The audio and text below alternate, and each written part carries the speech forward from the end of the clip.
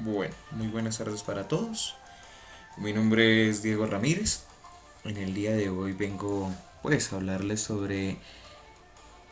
la situación académica o la parte de educación del ser humano, donde pues podemos postular esa necesidad de identidad y pues en los colegios pues esa pedagogía intercultural. No podemos apartarnos de esa realidad que hoy circunda más que nunca esta realidad latinoamericana o expresamente de Colombia, donde quizás el pensamiento ya no se basa solamente en la realidad de los que siempre hemos habitado estas tierras, sino que también se basa en la realidad de que a partir de la globalización del mundo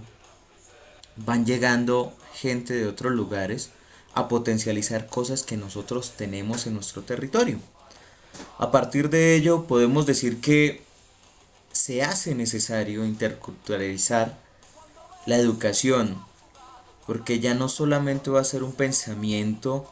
propio y autónomo de un solo pueblo, sino que vamos a tener la grandeza de tener el conocimiento de otros lugares que quizás tienen un avance tecnológico, que quizás tienen un avance de tierras, que tienen un avance en su manera de pensar. Para eso no solamente tenemos que partir de una realidad de la que vivimos actualmente, esto es algo que se ha gestado durante toda la humanidad, ya que el hombre no ha sido un ser constante de quedarse en un solo lugar, sino que ha sido un pueblo nómada, un pueblo que se mueve por medio de la superficie terrestre y que eso le ha permitido conocer diversidad de tierras. En ese conocimiento podríamos devolvernos un poco en la historia y mirar cómo estos pequeños pueblos nómadas, pequeñas civilizaciones antiguas, entraban en relación entre sí, ya fuera por invasión o fuera porque en el caminar se encontraran con otras culturas y esto hizo que el conocimiento se volviera más grande. En esa misma realidad tenemos que tener presente que si nos devolviéramos un poquito al Imperio Romano, el Imperio Romano en sus inicios permanecía y permitía, a pesar de que invadía otros pueblos y se apoderaba de ellos, permitía que permanecieran con su cultura, ya que veía en eso una fortaleza para mantener su poderío,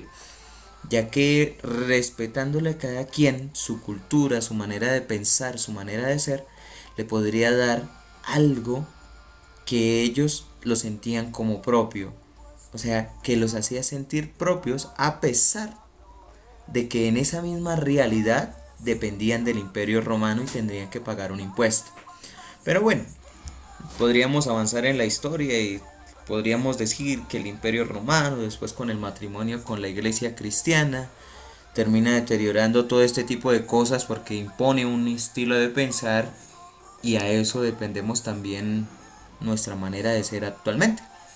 Que queramos que nuestra cultura permanezca solamente como nosotros queremos y se nos dificulta ese diálogo con otras realidades. Pero podríamos hacernos la pregunta, a estas alturas del partido, a estas alturas del conocimiento, ¿basta solamente con crear una mentalidad individualista, nacionalista, donde solamente imprime una etnia, una manera de pensar un pueblo? ¿O será que es momento de nuevamente recobrar esas partes íntimas de la historia, que diría de manera personal, esa realidad presente de la necesidad del otro para poder aprender y desarrollar las capacidades del ser humano? Esto es una realidad de la cual tenemos que